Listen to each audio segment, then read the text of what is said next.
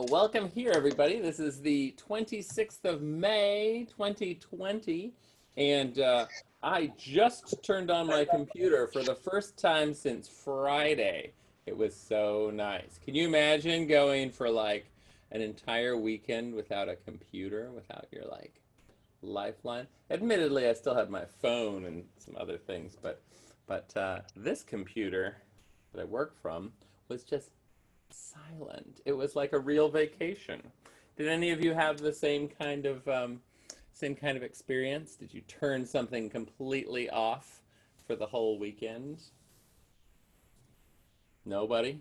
Did you stay on it? Did you play lots of video games? Did you play lots of cello? Okay. Yeah. Well, some of you played a really excellent recitals this last weekend. We had a studio recital. For those of you who are taking lessons and are taking privately, we had a studio recital, and the next one will be in June. And if you'd like to get in on the next one, definitely inquire. But for the meantime, let's sort of get ourselves back. Maybe we didn't play too much. All I did yesterday was I went down to a cemetery for Memorial Day and played a little bit of cello and filmed it for a memoriam. And now what I'd like to do is grab, we're going to tune, and then I'm going to send you out into the new music. Okay, so here we go. Here's an A.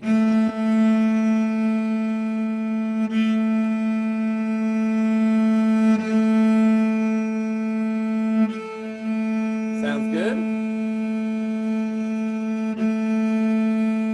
And going to D.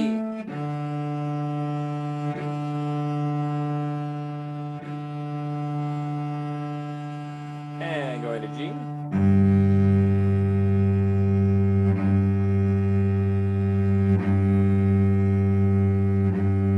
And going to C.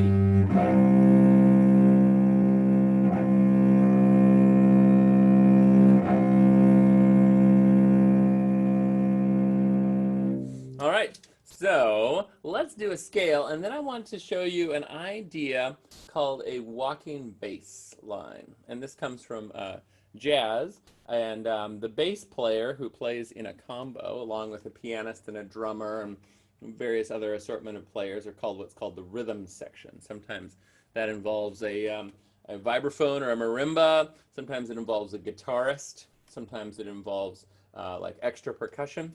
And those people play pretty much all the time in a rhythm section. I'll show you an example of that. And then we'll talk about like one of the most important jobs for a cellist or a bass player or those people taking the bass line to do in contemporary music. Contemporary as in pop and jazz. All right, so first off, here we go with this, and I need I need this little window in order to make everything go. All right. There. All right. So I'm going to share screen. And here we go with the whole screen. And then here is the, last week we did a C major scale, if you remember correctly. So this week I'm going to be just a little bit more serious, a little bit more eighth notes. Here we go. I'm going to go to G major, okay? And this way we're playing from an open G. We're using a third finger, second finger on the C natural, and F sharp third finger over here. So we've added a sharp from C major from last week. Okay, so the fingerings will be a lot like C major. I'll put this up at the top.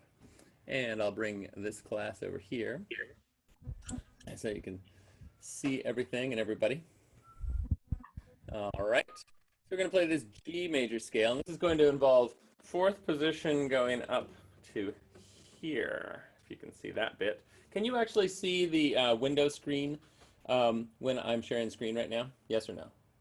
Like, can you see yourselves? Yeah? Okay, great.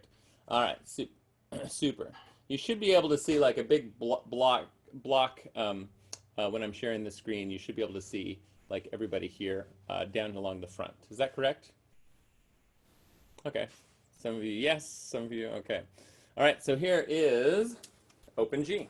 Now we're going to go to first finger A. That is a good way to sort of get our sound in. Third finger B. Fourth finger C.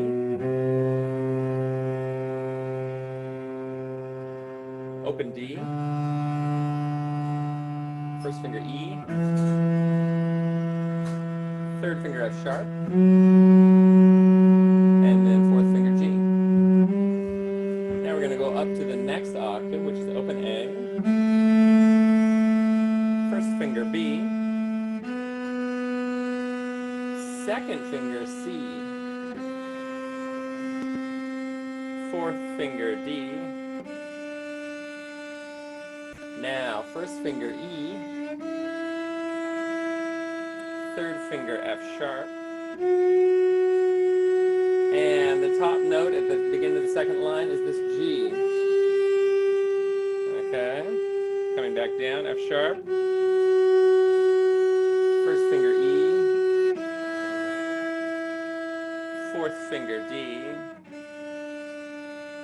Good. I love to see you trying. Second finger C. First finger B. Open A. Fourth finger G. Third finger F sharp. First finger E. Open D. And I like using the whole bow. Fourth finger C. Third finger B. First finger A. And open G. All right. So the next part of this is that we'll go slightly faster. But let's you know, throughout the week, and then we'll add a third octave, and we'll add an arpeggio. But let's first get this shift from this D, which is, since we're still sharing this screen, this D right here going to this E over here. Okay, and we'll just, what I'd like to do is first off, let me just unshare the screen for just a moment. What I'd like to do now is to slide from fourth finger to fourth finger, D to E. Now we're going from first position to second position.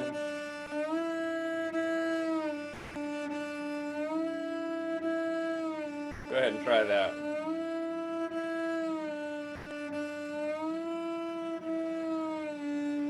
And I don't care what kind of slur you do. You can do everything down bow.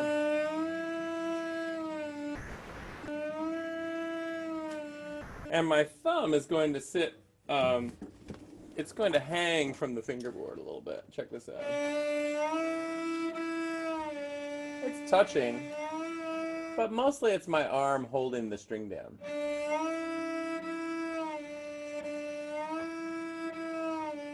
Okay, next is that let's go to third finger. So we're going to go from fourth finger to third finger, D to E. Third finger.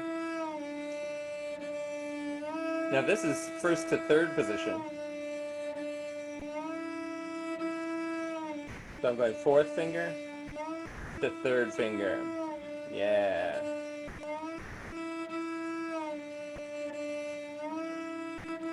Next, I'm going to go fourth finger to second finger, also to third position.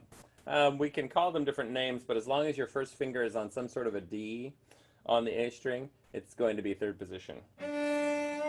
2, 4, 2, 4, 2, 4, 2, 4. Excellent work. I see great shifting from all of you.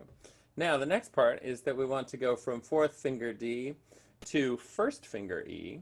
Okay, So in that instance, we're going to go from first position to fourth position.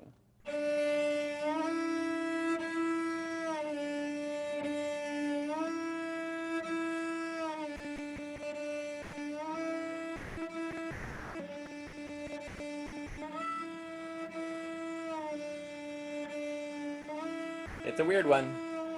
So let's review. Let's do fourth finger to fourth finger, which is D to E. D to E. Ready? 4, 4, 4, 4, 4, 4, 4. Now let's do 4 to 3. Ready? 4, 3, 3, 4, 4, 3, 3, 4, 4, 3, 3, 4. Good. Next, let's go 4 to 2. 2, 4, 4, 2, 2, 4, 4, 2, 2, 4, 4, 2, 2, 4. Okay, and now 4 to 1. 4, 1, 1, 4, 1, 4, 1, 1, 4.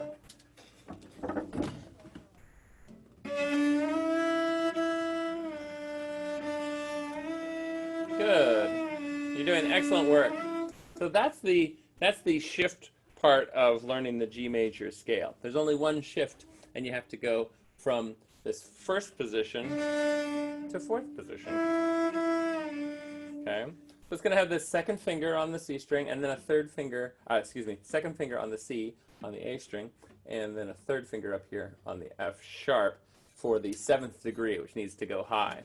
And that's what makes it G major, is that F sharp pushes everything up. Great. So the next part is that I would like to share with you this bit of music. Here we are. There we go. Am I looking at this correctly? Yeah. Okay, great. So I'm going to make this just a little bit smaller. And then I'm going to add this screen in here. Whoops. Okay. And in a jazz setting, we've got these chords that we use. Okay. And as bass players, what you're going to do is you're going to play the letter of the name. You're going to play the name of the note that is right here in each of these chords. Okay. And so if we have a G, we want to be able to play a G. Okay. And then if we have a B, we want to play a B. Okay. And then if it's an E over here, we play an E. Now this chord is a little bit strange. It's referred to as a slash notation, or slash. It's a slash chord.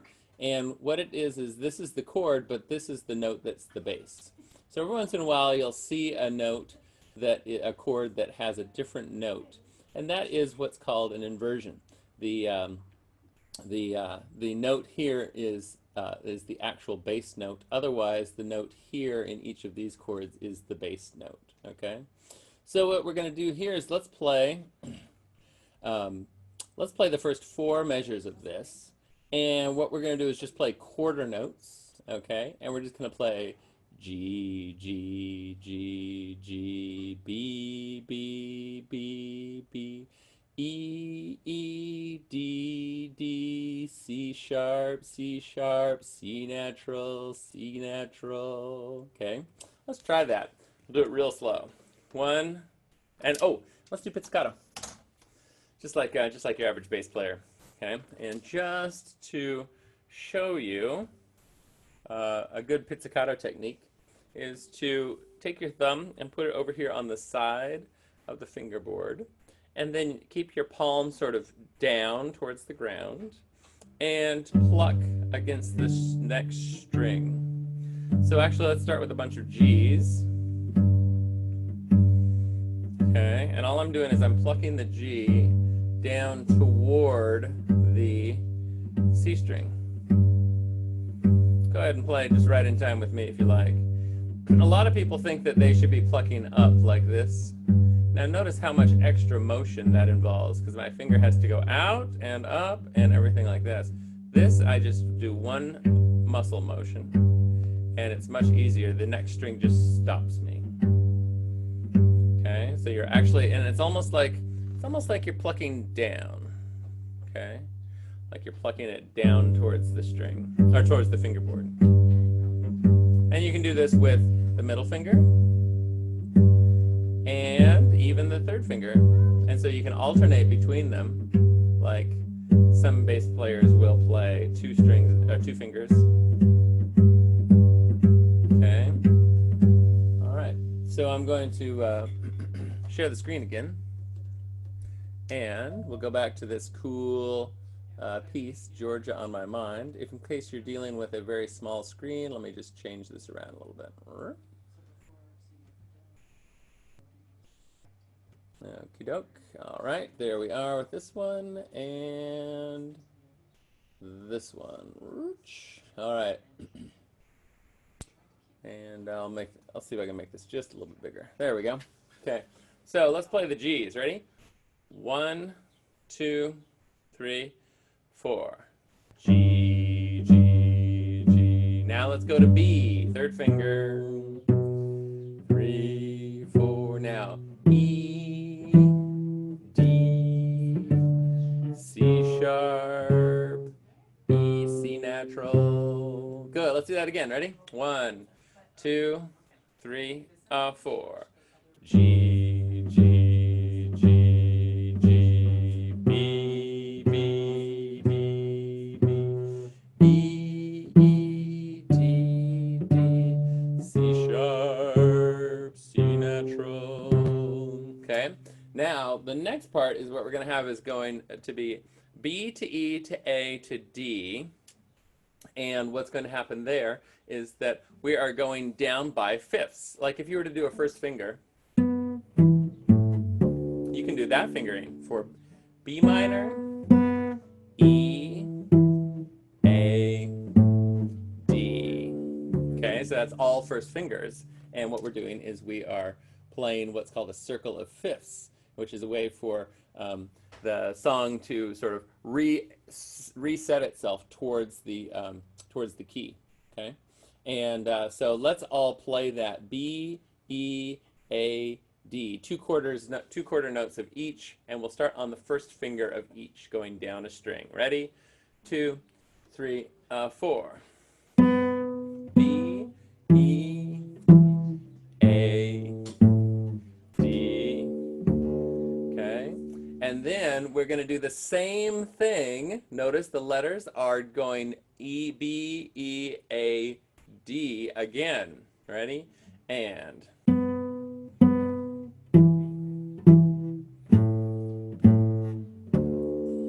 now, can anyone demonstrate a different set of notes that they might use for the B, E, A, D? Like a different set, maybe to maintain the same range and area? Anybody want to demonstrate? For instance, I might do B, B, E, A, D. Okay? And we're going from the 3, which is 3 steps above G. We're in G major. Going to 6. Going to 2. Going to 5. All right, let's try that together. So we'll repeat. We'll have these 4 measures right here. 2 bars of each. Can you see the chord letters? B, E, A, D, B, E, A, and D. All right, here we go. We're in 2, 3, 4. B, E, A, D. Now B again. E, A, D.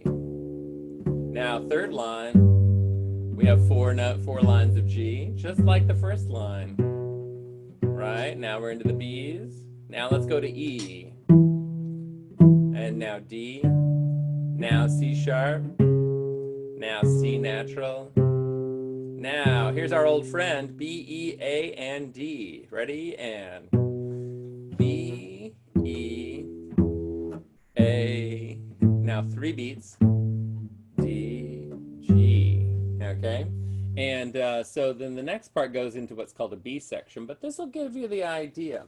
And if you have any guitar, piano music, or lead sheets, this is called a lead sheet right here.